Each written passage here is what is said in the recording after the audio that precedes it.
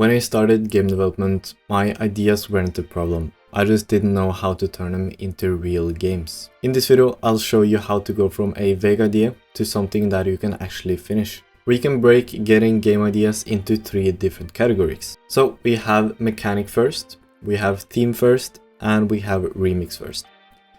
Mechanic first is probably the most common one. It's where you pick one action, like one mechanic, and you build everything around that one mechanic. So for example, that can be the mechanic of jump and stick to walls, for example, and then you make a game around that.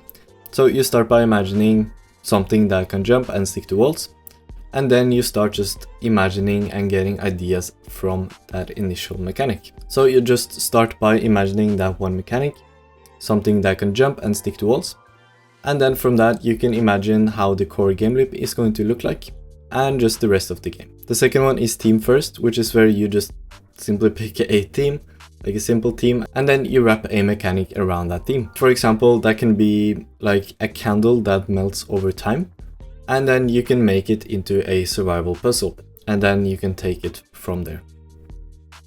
And the third one is remix first. That's where you take a known game and you just twist one thing.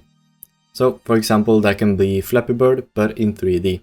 For example, if you want to go from idea to a finished game in only 60 days, I built a full beginner-friendly blueprint inside of Smart Indie, which walks you through every step of the process so you can actually finish without getting stuck. Right now it's actually 50% off on a pre-sale until September 12th at midnight. You can view it by clicking the first link in the description. Awesome, so that's how we actually get game ideas. We either take one mechanic, one theme, or a remix, and then we build around that. So you can probably get a lot of ideas based on that, but not all of them are actually going to help you build momentum, and some of them can actually just destroy your progress because it leads to burnout or it's going to kill your motivation. So we need a way to filter out all those things that are actually not in our best interest to actually finish. So I have kind of 3 questions that you can ask yourself to filter out the bad ideas. And the first one is, can I actually finish it in X amount of days? And X is going to be how long that you are going to work on your game for. And the more experienced you are, the longer you can work on a project. But as beginners, we just want to build momentum. We don't want a huge project that we'll work on for 6 months. Because with 90% likelihood, as a beginner, if this is your first game, you're not actually going to finish it. So what's the point? If you aren't going to finish it, then it's just going to kill your motivation and your momentum, and you also won't learn that much because it's just way out of your league. So you'll just start doing shortcuts. For beginners, I recommend around 45 to 60 days that you work on your first game. And that is obviously after you're done like experimenting and prototyping and getting confident and everything that leads up to actually beginning your first game. So assuming you have the skills to actually complete it.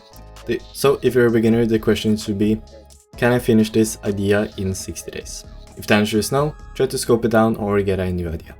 Second thing you can ask yourself is, does it teach me the skills I want? So you kind of have to ask yourself, will finishing this game actually get me somewhere and make me learn the things that I need to learn and I actually want to learn? Like let's say you're really good at programming but you're not that good at art, then you should actually make a game that kind of forces you to learn a bit of art, not like 100%, but it should be like a little challenge for you. Not an insane challenge, but a small challenge that actually forces you to learn a bit, but not like dramatically and just demotivates you. Obviously not that kind of level, but it should actually be a little challenging in some aspects that you need to work more on. So does it teach me the skills I want? The third one is, does it have a clear core game loop? And this one obviously is very obvious because to have a game you need to have a full game loop. So like you need to have replayability in your game and it has to like function as a game. You can't just make like your idea can't just be move the player or wherever it might be. It has to have some replayability and some feedback, like killing enemies and buying upgrades, getting achievements. That's replayability. So it has to have those. And also if you answered no to this, you can probably kind of take your idea that you come up with and you don't have to scrap it, but you can just try to find out how you can make a core game loop out of that idea. So it shouldn't be that hard to actually just tweak your idea around that.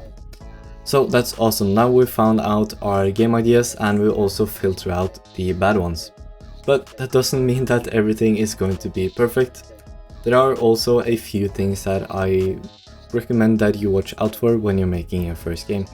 And the first one is if it requires skills or assets you need before you can actually start building. So for example, if the core mechanic of the game is like the hardest challenge to overcome, then you should really watch out for that, because you need to make a playable prototype as fast as possible. And obviously it can be a bit of a challenge, but if you're going to spend like 1 or 2 weeks just on the core mechanic itself, because it's really complicated, and you don't have the required skills to do so, or you don't have the required assets that you actually need to build the game, like if some assets are essential and you don't have that, or you don't have the skills to actually make those, just try to be conscious of it and try to find out some solutions around that. Because learning as you build, that's really good, but needing big skills or assets before you actually build anything, that's the bad part. Because we also don't want it to not teach us any programming skills. We want it to actually make us better at programming. And I say programming specifically, but obviously if you have like an aspect of game development that you want to improve on, then it should teach you new skills in that area as well, like art or music or storytelling, whatever it might be. So in general, just avoid these mechanics that takes forever to actually test out if the core mechanic is fun. Because when you are a beginner, you need to test out the idea as quickly as possible. Because as beginners, we need to see momentum constantly. Because we haven't yet built up the discipline that is required to actually keep the momentum going, even if you don't see results quickly. Also, something that I don't recommend, that you should also watch out for, is to just clone something without a twist. So if your first game is just Flappy Bird with no twist, then yeah, you can't call that a game. You can call it a prototype or an experiment, but don't call that your first game, like, oh, I released my first game, and then it's basically just a bad version of Flappy Bird. Don't do that. At least make a twist in it. The more it seems like just inspired instead of stolen and copied and just changed, the better. That's awesome. Now we have found some ideas, we've filtered out the bad ones, as well as I've mentioned some points that you need to watch out for when you are coming up with these ideas as beginners. So the last thing you can do to actually like refine the ideas that you already have is that you can make a 1-sentence game pitch. And if it sounds fun, that's awesome. Then you can continue with the idea and you can go ahead and plan out. But if you can't make it sound fun in a game pitch, then you should refine the idea or switch. And like the definition of fun here, it's not like set in stone. Like just whatever you think the definition of fun is. It's very subjective. Just keep in mind that the idea, it doesn't need to be perfect. Especially if you are a beginner, like a complete beginner. It really doesn't need to be perfect. Just something that's buildable. Most game devs, they actually finish their best games after they learned from their worst ones. So your first game is probably going to be your worst one. Keep that in mind. So just keep that in mind. Know that you will improve. Don't try to make it perfect. Just make something that's playable and try to get momentum. Learn new things, have fun. In the beginning, it should be actually more of fun, even though you're taking this seriously. It should be more fun because that's how you learn the quickest. You wouldn't learn that quickly if you just spent a lot of time on like perfecting everything. It's not how you build the skills. You don't build the skills by making everything perfect. I promise you, you'll learn so much more by finishing something small than by polishing something big forever. So that's my final thoughts. If you want a step-by-step guide on how to actually implement these things and make your first game from idea to playable in 60 days, click the first link in the description. So I'll see you there.